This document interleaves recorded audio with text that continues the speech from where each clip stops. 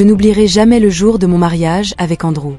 Elisabeth, je me sentais comme la femme la plus chanceuse du monde en marchant dans l'allée de la petite église de la ville, ma robe blanche flottant doucement à chaque pas. Les yeux d'Andrew, pleins d'amour et de promesses, m'ont accueilli à l'hôtel. À ce moment-là, je croyais que notre amour durerait pour toujours. Notre lune de miel a été brève mais inoubliable. Nous avons passé une semaine sur la côte à profiter du soleil, de la mer et de la compagnie de l'autre. Cependant, la réalité nous attendait. À notre retour, Andrew avait hérité de la responsabilité de la ferme familiale après la mort de sa mère, et il était temps pour nous de nous y installer. Le jour de notre arrivée à la ferme, j'ai ressenti un mélange d'excitation et d'appréhension. La propriété était magnifique, avec de vastes champs verts et une vieille ferme charmante à 2 étages. Robert nous a accueillis à l'entrée avec un sourire chaleureux et une forte accolade pour nous deux. « Bienvenue à la maison », a-t-il dit, et ces mots ont résonné en moi. Pourrais-je vraiment appeler cet endroit, si différent de la ville animée où j'ai grandi? Les premiers jours ont été un tourbillon d'activités. Andrew s'est immédiatement immergé dans le travail de la ferme, se levant avant l'aube et revenant épuisé à la tombée de la nuit. Pour ma part, j'ai essayé de m'adapter à mon nouveau rôle de femme au foyer rural. Les tâches ménagères étaient écrasantes au début, mais j'étais déterminée à faire de mon mieux pour le bien d'Andrew. Robert était une présence constante pendant ces premiers jours, toujours prêt à aider. Il m'a appris les tenants et aboutissants de la maison et m'a raconté des histoires sur la famille d'Andrew. Sa gentillesse et sa patience m'ont fait me sentir plus à l'aise dans mon nouvel environnement. Au fil des semaines, j'ai commencé à établir une routine. Je me levais tôt pour préparer le petit déjeuner pour Andrew et Robert, puis je m'occupais des tâches ménagères. L'après-midi, je m'asseyais souvent sur le porche pour lire ou contempler le paysage. C'est pendant ces moments de tranquillité que j'ai commencé à réaliser à quel point je me sentais seule. Andrew, bien qu'aimant, était toujours occupé avec les travaux agricoles.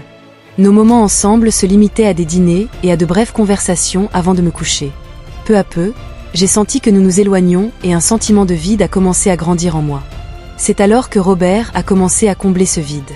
Au début, ce n'était que des conversations informelles pendant le petit déjeuner ou pendant que je suspendais le linge, mais au fil du temps, ces moments sont devenus plus fréquents et plus profonds. Robert avait une façon d'écouter qui me faisait me sentir vraiment comprise. Il m'a parlé de sa défunte épouse, des défis d'élever Andrew seul, ainsi que de ses rêves et de ses peurs. Un jour, alors qu'Andrew était en ville pour acheter des provisions, Robert m'a invité à faire une promenade autour de la propriété. Nous avons marché ensemble en admirant le champ de blé doré se balançant dans la brise.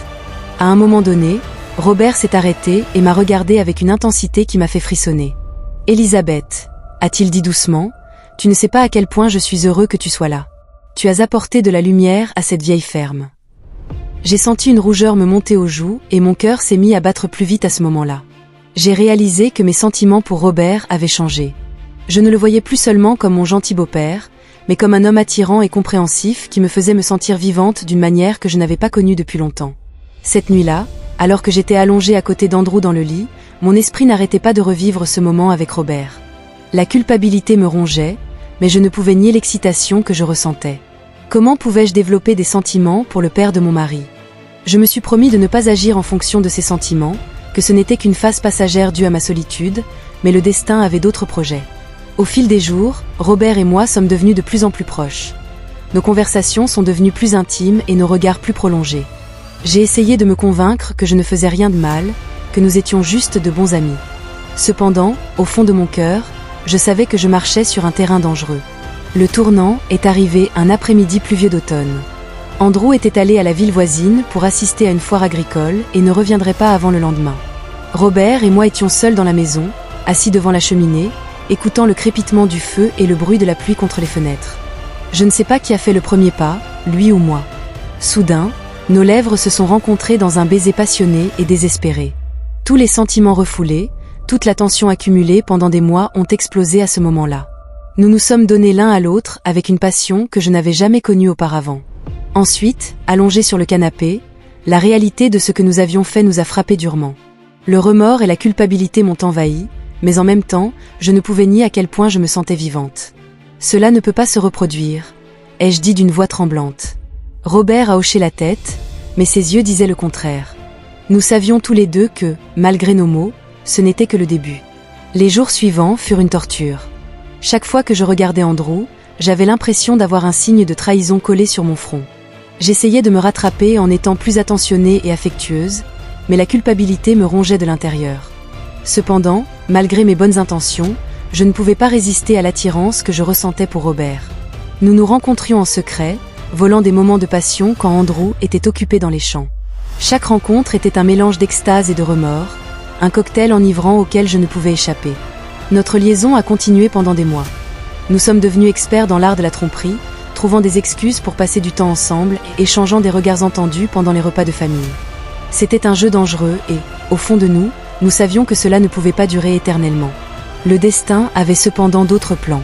Un après-midi, alors que Robert et moi nous embrassions passionnément dans la grange, nous avons entendu un bruit.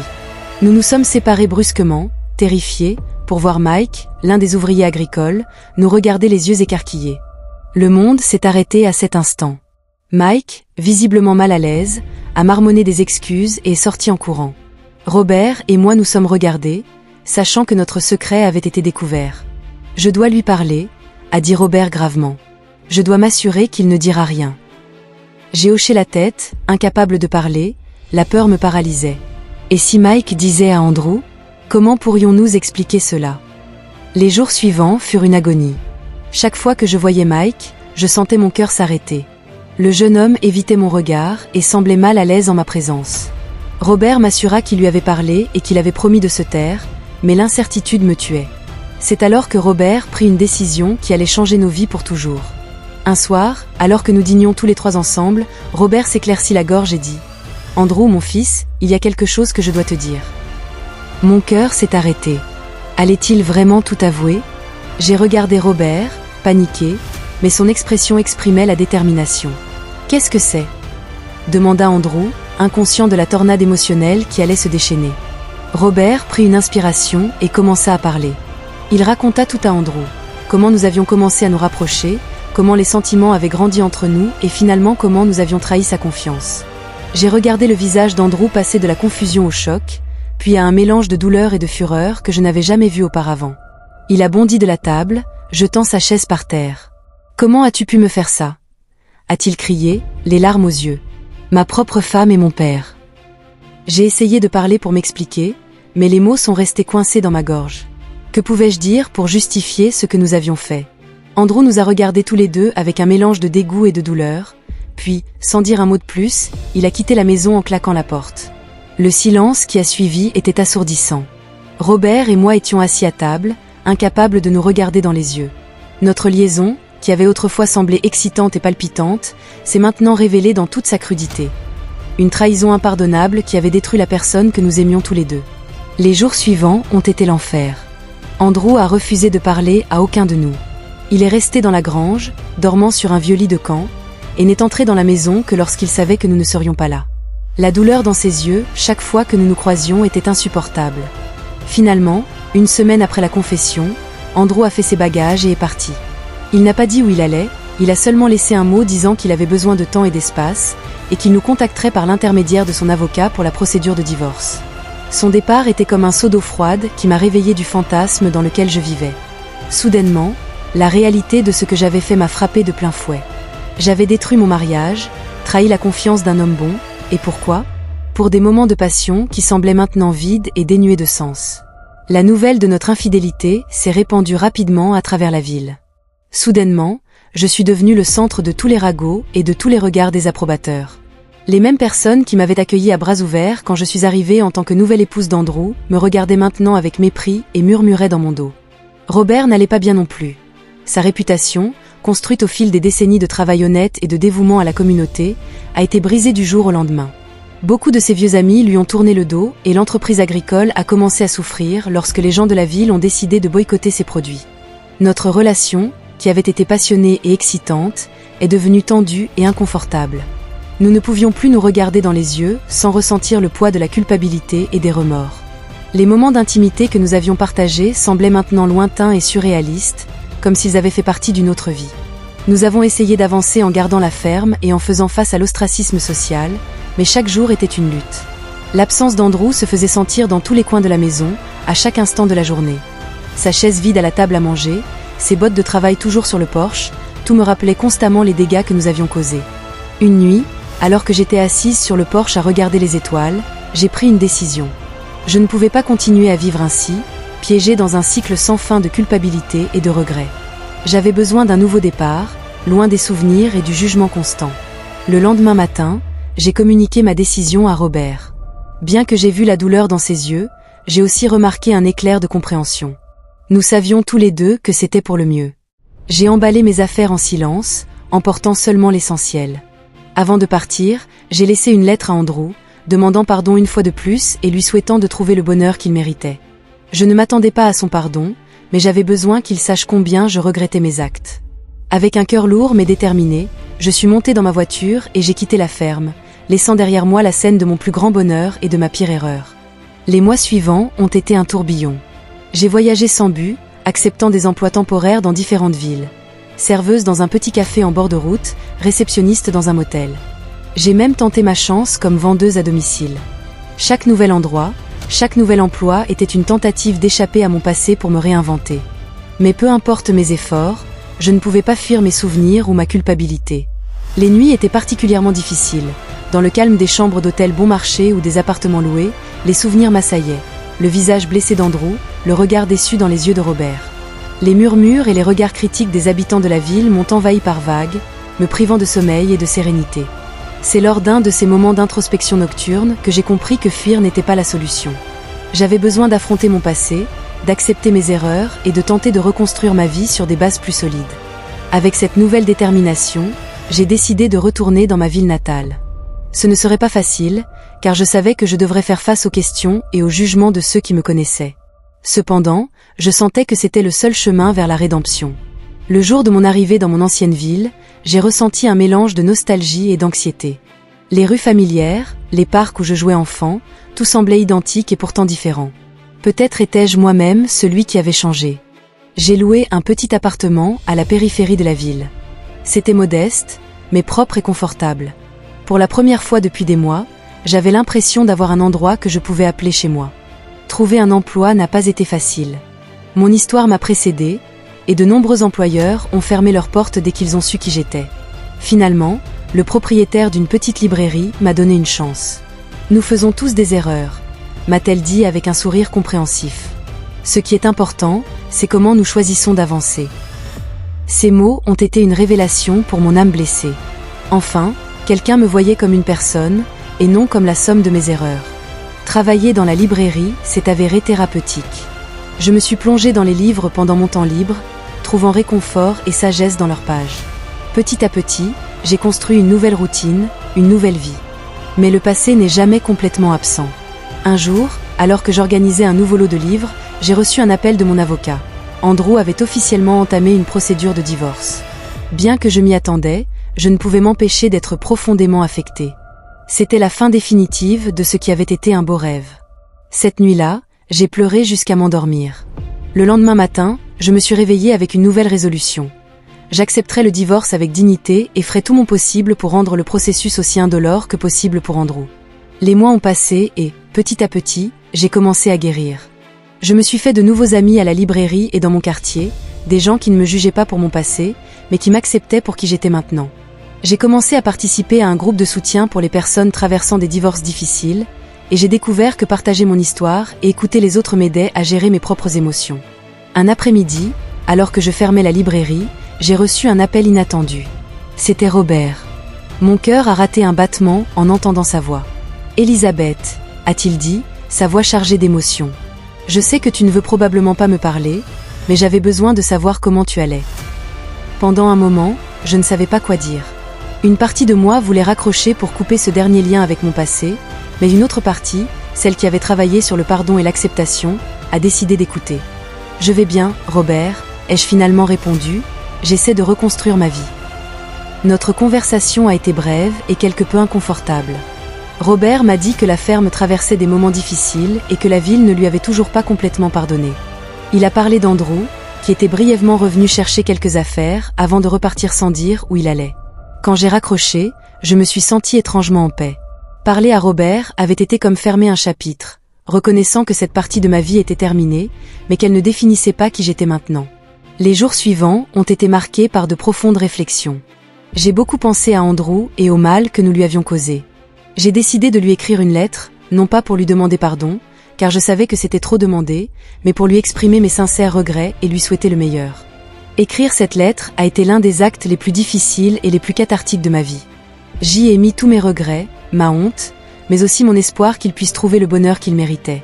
Je ne m'attendais pas à une réponse et je n'en ai pas reçu, mais le fait de l'écrire m'a aidé à faire un pas de plus vers la guérison. Au fil du temps, j'ai commencé à sentir que je reprenais le contrôle de ma vie. Je n'étais plus définie par mes erreurs passées, mais par mes actions présentes et mes espoirs pour l'avenir. J'ai commencé à suivre des cours à l'université locale, étudiant la littérature. J'ai découvert une passion pour l'écriture que je ne savais pas avoir. J'ai commencé par écrire des histoires de fiction, mais progressivement, j'ai osé explorer ma propre expérience dans mon écriture. Un jour, presque un an après mon retour en ville, alors que je fermais la librairie, j'ai aperçu une silhouette familière sur le trottoir d'en face. C'était Andrew. Nos regards se sont croisés un instant et j'ai eu l'impression que le temps s'était arrêté. Il ne s'est pas approché et je n'ai fait aucun mouvement vers lui. Nous nous sommes simplement regardés un instant, puis il a légèrement hoché la tête avant de se retourner et de s'éloigner. Cette brève rencontre m'a laissée tremblante, mais elle m'a aussi donné un étrange sentiment de clôture. Andrew ne m'avait pas pardonné, son regard montrait encore de la douleur. Cependant, le fait qu'il n'ait pas détourné le regard et qu'il ait reconnu ma présence m'a donné de l'espoir qu'un jour, peut-être, nous pourrions au moins coexister en paix. Cette nuit-là, assise dans mon petit appartement, j'ai réfléchi au chemin qui m'avait amené ici. J'avais fait de terribles erreurs, blessé des gens que j'aimais, et j'avais beaucoup perdu en cours de route. Mais j'avais aussi appris que j'avais grandi et trouvé une force en moi que je ne connaissais pas. J'ai regardé par la fenêtre vers les lumières de la ville, et pour la première fois depuis longtemps, j'ai ressenti une étincelle d'optimisme sincère. Mon histoire était loin d'être terminée. J'avais beaucoup à apprendre, beaucoup à donner, beaucoup à vivre. Je ne pouvais pas changer le passé, mais je pouvais façonner mon avenir, et j'étais déterminée à le faire d'une manière qui me rendrait fière, une décision à la fois. Alors que je me préparais à aller au lit, j'ai pensé aux mots que j'avais lus dans un des livres de la librairie. Le pardon est le parfum que la violette laisse sur le talon qui l'a écrasé. Peut-être qu'un jour, pensais-je, je serais capable de me pardonner complètement, et peut-être, juste peut-être, que d'autres pourraient me pardonner aussi. Avec cette pensée, j'ai fermé les yeux, prête à affronter un autre jour, une autre opportunité d'être meilleure et de bien faire les choses. Mon histoire a continué, et j'étais déterminée à écrire un nouveau chapitre, un chapitre rempli d'espoir, de rédemption et, j'espère, d'un peu de bonheur. Les jours se sont transformés en semaines, les semaines en mois. Ma vie a acquis une nouvelle routine, une routine qui m'a rempli de buts et de satisfaction. Les matins à la librairie, les après-midi à étudier ou à écrire, et les soirées à réfléchir à mes progrès et à mes objectifs. Mes études de littérature sont devenues une passion de plus en plus profonde. J'ai découvert que j'avais une capacité naturelle à analyser les textes, à démêler les significations cachées dans les mots des grands auteurs. Mes professeurs ont commencé à remarquer mon dévouement et mon talent, et m'ont encouragé à envisager une carrière universitaire. Un jour, alors que j'étais plongée dans la lecture de Madame Bovary de Flaubert, j'ai réalisé à quel point je m'identifiais au protagoniste. Comme Emma Bovary, j'avais moi aussi recherché la passion et l'excitation en dehors de mon mariage, avec des conséquences désastreuses. Mais contrairement à elle, j'avais survécu à ma chute. J'avais trouvé la force de me relever et d'avancer. Cette prise de conscience m'a inspiré à écrire un essai comparant mon expérience à celle d'Emma Bovary. Je l'ai fait avec une honnêteté brutale, n'épargnant pas les détails douloureux de ma propre histoire. Quand j'ai terminé, je me suis sentie épuisée, mais étrangement libérée. Avec des mains tremblantes, je l'ai remis à mon professeur de littérature. Une partie de moi craignait sa réaction, craignait d'être jugée une fois de plus. Mais lorsqu'elle m'a rendu l'essai une semaine plus tard, ses yeux brillaient d'enthousiasme. « Elisabeth, m'a-t-elle dit, c'est extraordinaire. Votre analyse est profonde et votre honnêteté est impressionnante. Je pense que vous devriez envisager de le publier. » Ces mots m'ont laissé sans voix. Publier mon histoire, m'exposer de cette façon au monde, l'idée m'a à la fois terrifiée et excitée à parts égales. Après beaucoup de réflexions et plusieurs conversations avec mon thérapeute, j'ai décidé de franchir le pas. J'ai travaillé pendant des mois pour peaufiner l'essai, l'élargissant à un court mémoire. Chaque mot que j'écrivais était comme arracher une épine de mon cœur douloureux, mais nécessaire. Le jour où j'ai reçu la lettre d'acceptation d'un petit éditeur local, j'ai pleuré. Ce n'étaient pas des larmes de tristesse ou de joie, mais de soulagement. Enfin, j'ai senti que je faisais quelque chose de significatif avec mon expérience, que peut-être mon histoire pourrait aider les autres à éviter mes erreurs ou à trouver la force de surmonter les leurs. La publication de mon livre a été un moment doux amer. D'un côté, j'étais fière de ce que j'avais accompli. De l'autre, Cela signifiait exposer mon histoire à un public plus large, y compris les gens de mon passé. Il n'a pas fallu longtemps avant que je reçoive un appel de Robert. Il avait lu le livre. « Elisabeth », m'a-t-il dit, sa voix brisée par l'émotion, « merci pour votre honnêteté. Lire votre point de vue m'a aidé à comprendre beaucoup de choses et m'a fait réaliser à quel point je suis désolée aussi. » Cette conversation a été un tournant dans notre relation. Nous ne sommes pas revenus à ce que nous étions avant, c'était impossible. Mais nous avons réussi à établir une sorte d'amitié prudente, basée sur la compréhension mutuelle et le regret partagé. Andrew, pour sa part, ne m'a jamais contacté directement après la publication du livre, mais par l'intermédiaire d'amis communs, j'ai appris qu'il avait lu. On m'a dit qu'il avait commenté que le livre l'avait aidé à trouver une certaine conclusion, bien que la douleur et la trahison soient toujours présentes. Les mois suivants ont été un tourbillon. Mon livre, bien qu'il n'ait pas été un grand succès commercial, a reçu des critiques élogieuses pour son honnêteté et sa profondeur émotionnelle. J'ai été invitée à donner des conférences dans des universités et des groupes de soutien pour partager mon histoire et les leçons que j'avais apprises. Lors d'une de ces conférences, j'ai rencontré Martin, un professeur de psychologie qui avait vécu sa propre expérience d'infidélité et de pardon. Nous sommes rapidement devenus amis, unis par nos expériences communes et notre désir d'aider les autres. Au fil du temps, notre amitié s'est transformée en quelque chose de plus. C'était un processus lent et réfléchi. Nous avions tous deux des cicatrices émotionnelles et des peurs à surmonter, mais nous avions également une compréhension profonde de la fragilité de la confiance et de l'importance de l'honnêteté. Martin m'a appris qu'il était possible d'aimer à nouveau, que mon passé ne me définissait pas et ne me condamnait pas à une vie de solitude. Je lui ai appris que la vulnérabilité n'est pas une faiblesse, mais une forme de force. Aujourd'hui, alors que j'écris ces mots, je repense au chemin que j'ai parcouru et je m'émerveille de la distance franchie depuis la femme perdue et désespérée que j'étais autrefois jusqu'à la personne que je suis maintenant. Une écrivaine publiée, une doctorante en littérature, une femme capable d'aimer et d'être aimée. Je ne veux pas dire que tout est parfait. Il y a encore des jours où la culpabilité pèse sur moi, où je me demande « et si ?» Mais ces jours deviennent de moins en moins fréquents. J'ai appris à me pardonner, à accepter mon passé comme une partie de qui je suis, mais pas comme la seule chose qui me définit. Ma relation avec Martin est différente de toutes celles que j'ai eues. Elle repose sur une honnêteté absolue, une communication ouverte et un respect mutuel. Nous avons appris à affronter les problèmes ensemble, à ne pas fuir lorsque les choses deviennent difficiles. Robert et moi maintenons des contacts sporadiques. Nos conversations sont amicales, mais toujours teintées d'une certaine mélancolie. Nous savons tous les deux que ce que nous avons vécu ne peut pas être défait, mais nous savons aussi que nous avons grandi et appris de cela. Andrew reste une absence douloureuse dans ma vie. Je sais qu'il ne me pardonnera probablement jamais complètement, et je le comprends, mais j'espère que, comme moi, il a trouvé un moyen d'avancer pour découvrir le bonheur qu'il mérite. Je regarde par la fenêtre de mon bureau et vois le coucher de soleil peindre le ciel de teintes chaudes. Martin est dans la cuisine en train de préparer le dîner. J'entends le doux tintement des plats et l'arôme de la nourriture emplit l'appartement. Je réalise que, malgré tout, je suis heureuse, non pas du bonheur naïf et insouciant de ma jeunesse, mais d'un bonheur plus profond et plus mature. Un bonheur qui vient de l'acceptation, de la croissance, de l'amour gagné avec effort et honnêteté. Mon histoire n'est pas terminée. Je sais que j'ai encore de nombreux chapitres à écrire et de nombreux défis à relever, mais je n'ai plus peur de l'avenir. J'ai appris que je suis plus forte que je ne le pensais, plus résiliente que je ne l'imaginais. Et s'il y a une leçon que j'espère que les autres peuvent tirer de mon histoire, c'est celle-ci.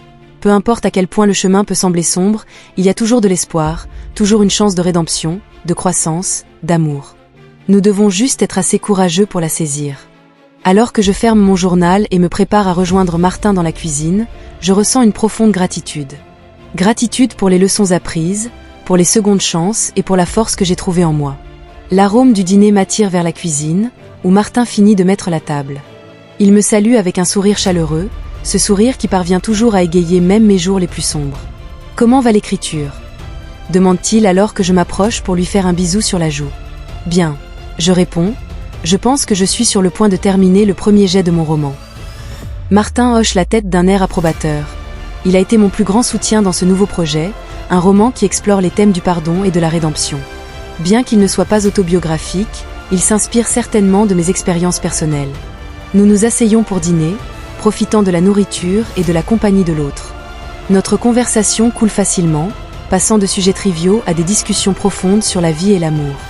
C'est dans ces moments-là que j'apprécie le plus ce que nous avons, cette connexion que nous avons construite sur les fondations de l'honnêteté et de la compréhension mutuelle. Après le dîner, alors que nous faisons la vaisselle ensemble, Martin me regarde avec une expression sérieuse. Elisabeth, dit-il, il y a quelque chose dont je veux te parler. Je sens un nœud dans l'estomac. Malgré le chemin parcouru, il y a encore des moments où la peur de perdre tout ce que j'ai gagné me paralyse. Qu'est-ce que c'est ? Je demande en essayant de rester calme. Martin prend une grande inspiration avant de continuer. J'ai beaucoup pensé à nous ces derniers temps, à notre avenir. Mon cœur bat fort. Est-ce qu'il a des doutes sur notre relation ? Il continue. Je ne peux pas imaginer ma vie sans toi, Elisabeth. Je veux passer le reste de mes jours avec toi, à partager nos joies et à affronter nos défis ensemble.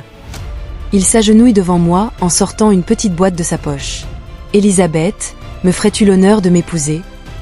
Des larmes coulent de mes yeux alors que je regarde la belle bague dans la boîte. C'est simple mais élégant, tout comme notre relation. Oui, je murmure, ma voix brisée par l'émotion. Oui, je t'épouserai. Martin glisse la bague à mon doigt et nous nous fondons dans une étreinte. À ce moment-là, je sens que tout dans ma vie a mené à ce point. Toutes les erreurs, toutes les leçons apprises, toute la croissance personnelle m'ont préparé à ce moment de pur bonheur. Cependant, au milieu de ma joie, je ne peux m'empêcher de penser à Andrew. Comment réagira-t-il quand il découvrira mes fiançailles ? Sentira-t-il que je laisse complètement derrière nous notre passé commun ? Comme s'il lisait dans mes pensées, Martin prend mes mains et me regarde dans les yeux. Je sais que cela pourrait faire surgir des émotions compliquées, dit-il doucement, et je veux que tu saches que je comprends que ton passé fait partie de qui tu es, Elisabeth, et je l'accepte complètement. Je ne m'attends pas à ce que tu oublies ou ignores cette partie de ta vie. J'espère juste que tu me permettras de faire partie de ton avenir. Ces mots me touchent profondément une fois de plus. Je m'émerveille de la compréhension et de l'amour que Martin m'offre. Dans les jours qui suivent, alors que nous partageons la nouvelle de nos fiançailles avec mes amis et ma famille, je me retrouve à réfléchir au chemin qui m'a mené ici. Je pense à la jeune femme naïve que j'étais, à la femme perdue que je suis devenue et à la personne que je suis maintenant. Je décide qu'il est temps de clore un autre chapitre de mon passé avec le soutien de Martin. J'écris une lettre à Andrew. Ce n'est pas une invitation à notre mariage. Je sais que ce serait inapproprié et douloureux pour lui. C'est plutôt une lettre de gratitude et d'adieu. Je le remercie pour les bons moments que nous avons partagés, pour les leçons que j'ai apprises de notre mariage et de sa perte. Je demande pardon une fois de plus, même si je sais que je ne le recevrai peut-être jamais complètement, et enfin, je lui souhaite sincèrement de trouver le bonheur qu'il mérite. Envoyer cette lettre, c'est comme soulever un poids. Je me suis débarrassée de tout ce poids. Je n'attends pas de réponse et je n'en reçois pas, mais le fait d'écrire et de l'envoyer m'aide à clore ce chapitre de ma vie d'une manière qui me permet de regarder l'avenir avec un cœur ouvert. Alors que Martin et moi nous tenons main dans la main en regardant le coucher de soleil depuis le balcon de notre appartement, je sens un sentiment de paix m'envahir. Mon voyage a été long et difficile, rempli d'erreurs et de regrets, mais aussi de croissance et de rédemption. Je sais que le chemin à parcourir ne sera pas toujours facile, mais je n'ai plus peur d'y faire face. Je serre la main de Martin en sentant le métal froid de ma bague de fiançailles contre ma peau. C'est un symbole non seulement de notre amour, mais aussi de la seconde chance. On m'a donné une chance de vivre pour aimer et d'être la personne que j'ai toujours été censée être. Alors que les derniers rayons de soleil s'estompent du ciel, je souris. Mon histoire n'est pas terminée. À bien des égards, j'ai l'impression qu'elle ne fait que commencer. Et cette fois, je suis déterminée à écrire une histoire d'amour, d'honnêteté et de rédemption. Une histoire qui, je l'espère, pourrait inspirer les autres à trouver la force de surmonter leurs propres erreurs et de créer un avenir rempli d'espoir et de possibilités.